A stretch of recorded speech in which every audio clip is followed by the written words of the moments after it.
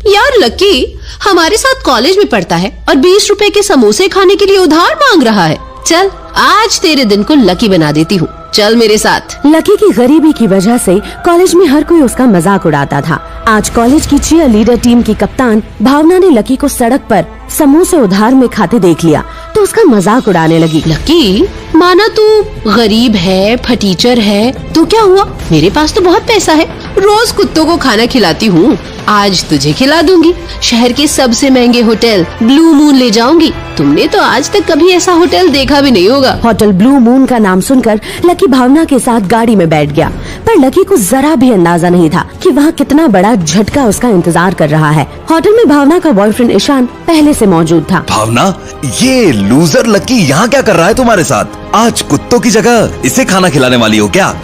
Ishan baby, मैं इसे यहाँ लेकर आई हूँ ताकि इसे भी पता चले कि हम जैसे अमीर लोग कैसे खाते पीते हैं। इसे इसकी असली औकात तो पता चले कि जितना ये महीने भर में कमाता है उतने की यहाँ एक डिश भी नहीं आती। बेटा इधर आना, आज हम लकी के लिए कुछ स्पेशल मंगवाएंगे। अगले ही पल वेटर ऑर्डर लेने के लिए आया। Yes ma'am. मगर लकी को देखते ही वेटर के हाथ से पानी का ग्लास गिर गया। लक्ष्मण सर आप यहाँ? आई एम सॉरी सर, मैंने आपको देखा नहीं। आप क्या लेंगे सर?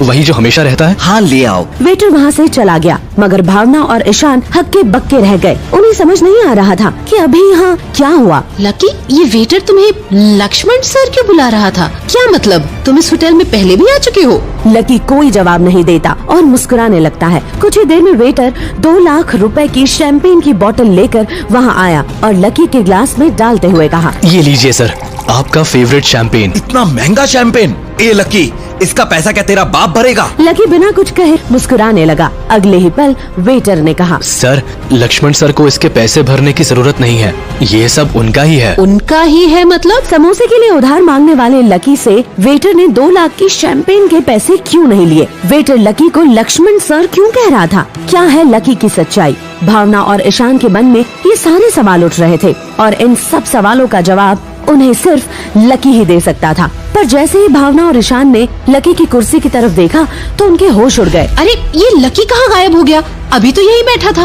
लगता है जब हम लोग वेटर से बात करने में बिजी थे तभी वो चुपके से यहाँ से भाग गया। ओह माय गॉड, अब हम क्या करें?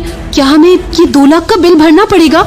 मेरे तो अकाउंट में इतने पैसे नहीं हैं और डैड को भी नहीं बोल सकती। हाँ यार, अगर कॉलेज में पता चल गया कि लकी ने हम दोनों को 2 लाख का चूना लगाया है तो पूरे कॉलेज में बेइज्जती होगी। ईशान और भावना हैरान परेशान होकर 2 लाख का बिल कैसे भरे सोच रहे थे कि तभी वहाँ वेटर फिर से आया और उसने कुछ ऐसा कहा जिसे सुन भावना और ईशान को यकीन नहीं हुआ। मैम, आपका बिल पे हो चुका है, आपको चिंता करने की कोई बात नहीं है। और हाँ, ये चॉकलेट्स का बॉक्स आप दोनों को हमारी होटल की तरफ से। भावना और ईशान को समझ आ गया था कि ये बिल लकी की वजह से ही पे हुआ है, पर उन्हें ये समझ नहीं आ रहा था कि लकी आखिर है कौन। इतनी बेइज्जती होने के बाद भी उसने एक शब्द नहीं कहा और उन्हें होटल बिल के साथ फंसाने की जगह बिल पे करवा दिया। इससे पहले और कुछ अजीब हो, भावना और ईशान होटल से निकलने के लिए खड़े हुए, तभी दोनों के फोन पर एक साथ मैसेज आया। मैसेज देखते ही दोनों अपनी अपनी कुर्सी पर वापस बैठ गए और एक दूसरे की तरफ कंफ्यूज होकर देखने लगे। भावना, तुम्हें भी वही मैसेज आया है क्या जो मुझे आया है इस चॉकलेट बॉक्स के बारे में? हाँ, भावना और ईशान को एक साथ जो मैसेज आया था उसमें लिखा था कि ये चॉकलेट बॉक्स खोले बिना वो इस होटल से नहीं जा सकते, इसलिए दोनों ने अपना अपना चॉकलेट बॉक्स खोला और उस बॉक्स के अंदर चॉकलेट नहीं कुछ और था, जिसे देख दोनों की आंखें फटी की फटी रह गई। मेरे बॉक्स में तो गोवा की टिकट और 2 लाख रुपए हैं। मेरे बॉक्स में भी यही है। क्या ये सब लकी ने दिया है? अपने अपने बॉक्स में गोवा की टिकट और 2 लाख देखकर ईशान और भावना को कुछ समझ नहीं आ रहा था। तभी भावना की नजर उस बॉक्स में रखे एक लिफाफे पे पड़ी। उसे खोलकर जब उसने देखा तो उसके पैरों तले जमीन खिसक गई। गोवा में तुम दोनों के लिए 1 हफ्ते का 5 स्टार रिजॉर्ट में फुल पेड हॉलिडे रिजर्व है और 2 लाख तुम्हारे खर्चे के लिए। इसके बदले में तुम्हें बस इतना करना है कि आज जो कुछ इस होटल में लकी के साथ हुआ वो किसी को पता नहीं चलना चाहिए। अगर किसी को पता चला तो तुम दोनों की जिंदगी बर्बाद हो जाएगी। और हाँ, इस बॉक्स के बारे में भी तुम किसी को नहीं बताओगे, लकी को भी नहीं। लिफाफे के अंदर के लेटर को पढ़ने के बाद ईशान और भावना को समझ आ गया था कि ये बॉक्स लकी ने नहीं किसी और ने भेजा है। पर कौन हो सकता है ये बॉक्स भेजने वाला? कुछ देर सोचने के बाद दोनों ने फैसला किया कि मुफ्त का गोवा हॉलिडे और 2 लाख मिल रहे हैं तो क्यों लकी जैसे फटीचर के चक्कर में पड़े। उन दोनों ने टिकट और पैसे निकाले और होटल से बाहर निकल पड़े। इधर होटल में ये सब हो रहा था, वहीं दूसरी तरफ होटल से निकलकर लकी को कुछ समझ नहीं आ रहा था कि वो अब क्या करे। उसकी असली पहचान आज सबके सामने आने ही वाली थी और अगर वो पहचान सामने आ जाती तो लकी की 8 साल की मेहनत बेकार हो जाती और उसकी पूरी जिंदगी बर्बाद हो जाती। तभी उसने होटल के सामने खड़ी काले रंग की BMW को देखा और उसे समझ आ गया कि उसकी असलियत कोई नहीं जान पाएगा। पर ये पहली बार नहीं था जब लकी की असलियत पूरी दुनिया के सामने आते आते रह गई थी। 1 हफ्ते पहले भी कुछ ऐसा हुआ था जब लकी अपने दोस्त राधिका के साथ कॉलेज कैंटीन के बाहर खड़ा था। चलिए 1 हफ्ते पहले चलकर जानते हैं उस दिन का किस्सा। लकी, तुम्हें बुरा तो नहीं लगता कि इस कॉलेज के अमीर लड़के लड़कियां हमेशा तुम्हें परेशान करते रहते हैं? तुम इन सब बिगड़ैल अमीर स्टूडेंट से ज्यादा टैलेंटेड हो, कॉलेज की टॉपर भी हो और स्कॉलरशिप हासिल करके यहाँ पढ़ रहे हो। नहीं राधिका, मुझे अब इन लोगों की बातों का बुरा नहीं लगता। वैसे भी मैं यहाँ पढ़ने आया हूँ, इन अमीर लड़के लड़कियों की तरह ऐश करने और मस्ती करने नहीं। इतना कहकर लकी राधिका को कैंटीन के पास छोड़कर क्लास की तरफ जाने लगा। लकी निकल ही रहा था कि तभी कैंटीन से अपने गर्ल गैंग के साथ ज्योति बाहर निकली। ज्योति कॉलेज के ट्रस्टी की बेटी थी और उसे अपनी अमीरी और खूबसूरती का कुछ ज्यादा ही घमंड था और उसे लकी से बेहद नफरत थी। राधिका को बाहर अकेले देख ज्योति उसके पास गई और बदतमीजी करने लगी। गर्ल्स, ये देखो लकी की फटीचर दोस्त राधिका। एक लकी क्या कम था जो इस राधिका को भी कॉलेज में एडमिशन मिल गया। इन दोनों की वजह से ये कॉलेज एक गंदी बस्ती जैसा लगने लगा है। ज्योति की बात सुन राधिका को गुस्सा तो बहुत आया पर उसने कुछ नहीं बोला। वो कॉलेज में बिना मतलब का कोई बखेड़ा खड़ा नहीं करना चाहती थी। वो चुपचाप वहाँ से जाने लगी। हड़बड़ी में वो सामने से आते राहुल को नहीं देख पाई जो कॉलेज का सबसे बड़ा लड़कीबाज था और लकी की एक्स गर्लफ्रेंड डिम्पल को डेट कर रहा था। अरे क्या बात है, पहले लक्की की एक्स डिम्पल मेरे पास आई और अब लक्की की नई दोस्त राधिका भी मेरे पास आ रही है। पर राधिका, तुम मेरे टाइप की नहीं हो। वो क्या है ना, मुझे गरीबों से एलर्जी है। राहुल ने राधिका को साइड हटा दिया। राहुल से टकराने के बाद राधिका शर्मिंदा हो गई और चाह कर भी एक कदम नहीं चल सकी। इतने में ही ज्योति और उसके गर्ल गैंग ने राधिका को घेर लिया। तुम लोग इस कॉलेज के लायक नहीं हो। कहाँ हम जैसे अमीर लोग और कहाँ तुम जैसे पैदाइशी भिखारी। तुम लोगों की वजह से पूरा कॉलेज किसी गरीब गंदी बस्ती जैसा लगता है और राधिका तुमसे ये जो आंवला चमेली के तेल की बदबू आती है, उल्टी आती है उससे।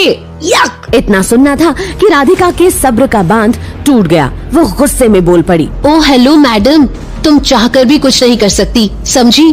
क्योंकि मैंने और लकी दोनों ने एग्जाम में टॉप किया है और हमें स्कॉलरशिप मिली है। तुम जैसे अमीर बाप की बिगड़ी औलादे तो पास भी अपने बाप के पैसों के दम पर होती हैं।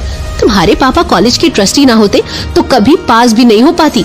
तुम्हारी खुद की औकात क्या है? इतना सुनना था कि राधिका के सब्र का बांध टूट गया। वो गुस्से में बोल पड़ी। राधिका की ये बात ज्योति को जैसे तीर की तरह चुभ गई। आज तक पूरे कॉलेज में किसी की हिम्मत नहीं हुई थी ज्योति से इस तरह बात करने की और आज राधिका ने अपनी सब दोस्तों के सामने उसे ऐसा जवाब दिया था। ये देख ज्योति ने अपना आपा खो दिया। क्या कहा? तेरी इतनी हिम्मत कि तू मुझसे ऐसे बात करेगी? ये कहकर गुस्से में तमतमाई ज्योति ने राधिका को थप्पड़ मारने के लिए हाथ उठाया ही था कि अचानक वहाँ लकी पहुँच गया और उसने ज्योति का हाथ पकड़कर पीछे धकेल दिया। लकी के साथ कोई बुरा बिहेव करे तो वो शांति से झेल लेता था पर राधिका के साथ वो ऐसी बदतमीजी बर्दाश्त नहीं कर पाया। राधिका बेहद सीधी और मासूम थी और उसकी आंखों से निकलते आंसू देखकर लकी से चुप नहीं रहा गया। उसने ज्योति और उसके गर्ल गैंग की तरफ गुस्से से देखते हुए कहा, बस बहुत हुआ। हम गरीब हैं पर हमारा भी सेल्फ रिस्पेक्ट है और हम किसी की भीख लेकर इस कॉलेज में नहीं पढ़ रहे। हमने इस कॉलेज में एडमिशन अपने बलबूते पर लिया है। अब बात को यहीं खत्म करो और निकलो यहाँ से। लकी को इस तरह गुस्से में देखकर राहुल वहाँ से चुपचाप निकल गया क्योंकि वो जानता था कि लकी गुस्से में क्या कर सकता है। उसने ज्योति को भी वहाँ से निकलने को कहा पर ज्योति ने राहुल को धक्का मार दिया और लकी के सामने खड़ी हो गुस्से से चिल्लाने लगी। क्या कहा तुमने? मुझे निकलने को बोल रहे हो? जुबान इतनी लंबी हो गई है तुम दोनों की। अब तुम गंदी नाली के कॉकरोचेस के पर काटने का टाइम आ चुका है। रुको, तुम दोनों को अभी इसी वक्त में कॉलेज से निकलवाती हूँ। इतना कहकर ज्योति ने अपने पापा यानी कॉलेज के ट्रस्टी को कॉल लगाया। उसे पूरा भरोसा था कि उसके पापा लकी और राधिका को न सिर्फ इस कॉलेज से बाहर निकलवा देंगे बल्कि अपने कॉन्टैक्ट से वो उन दोनों का पूरे इंडिया के किसी भी कॉलेज में एडमिशन नहीं होने देंगे और फिर लकी और राधिका की जिंदगी पूरी तरह बर्बाद हो जाएगी। 2 रिंग के बाद ज्योति के पापा ने फोन उठाया और उनके हेलो बोलने से पहले ही ज्योति ने बोलना शुरू कर दिया। पापा, 2 स्टूडेंट्स को कॉलेज से निकलवाना है अभी और इसी वक्त। रीजन बताने का टाइम नहीं है मेरे पास। ठीक है, नाम बताओ। राधिका सूरी और लकी अग्रवाल। लकी का नाम सुनते ही ज्योति के पिता चौंक पड़े और इसके बाद उन्होंने जो कहा वो सुनकर ज्योति के पैरों तले से जमीन खिसक गई। क्या? लकी अग्रवाल? ज्योति, तुम्हें पता नहीं है कि तुमने कितनी बड़ी गलती कर दी है। अभी के अभी लकी से माफी मांगो, नहीं तो ये कॉलेज कल ही बंद हो जाएगा, साथ ही मेरा बिजनेस भी बर्बाद हो जाएगा और हम सड़क पर आ जाएंगे। इतना कहकर ज्योति के पापा ने फोन काट दिया। ज्योति को कुछ समझ नहीं आ रहा था। शहर के इतने बड़े आदमी और कॉलेज के ट्रस्टी होने के बावजूद उन्होंने अपनी बेटी को उस फटीचर 2 कौड़ी के लकी से माफी मांगने को क्यों कहा। ज्योति को ये भी समझ नहीं आ रहा था कि लकी से माफी ना मांगने पर कॉलेज क्यों बंद हो जाएगा और क्यों लकी उसके पापा का बिजनेस रातों रात बर्बाद कर सकते हैं। क्या थी लकी की सच्चाई और लकी इस सच्चाई को दुनिया से क्यों छुपा रहा था। ज्योति ने कुछ देर सोचकर जैसे ही लकी से माफी मांगने के लिए उसकी तरफ देखा तो लकी वहाँ नहीं था और ज्योति की गाड़ी के बोनट पर बिल्कुल वैसा ही डब्बा था जैसा आज होटल में ईशान और भूमिका को मिला था, पर उसमें टिकट नहीं, कुछ फोटोग्राफ थे और एक पेपर पर लिखा था, कॉलेज छोड़ दो और जो तुम्हारे पापा ने लकी के बारे में कहा उसे भूल जाओ। अगर ये बात किसी को भी पता चली तो तुम बर्बाद हो जाओगी। अगले दिन ज्योति ने कॉलेज छोड़ दिया और लकी की असलियत दुनिया के सामने आने से बच गई। आज भी बिल्कुल ऐसा ही हुआ था। लकी को समझ नहीं आ रहा था कि उसके अलावा कौन है जो उसकी असलियत छुपा रहा है। क्यों होटल के वेटर ने लकी को सर कहा, क्यों कॉलेज की ट्रस्टी ने अपनी ही बेटी से लकी को माफी मांगने को कहा। 8 साल से लकी क्या छुपा रहा है और कौन है वो जिसने लकी की असलियत सामने आने से रोकने के लिए ईशान, भूमिका और ज्योति को बॉक्स भेजा। ये तो बस लकी की कहानी का एक हिस्सा है।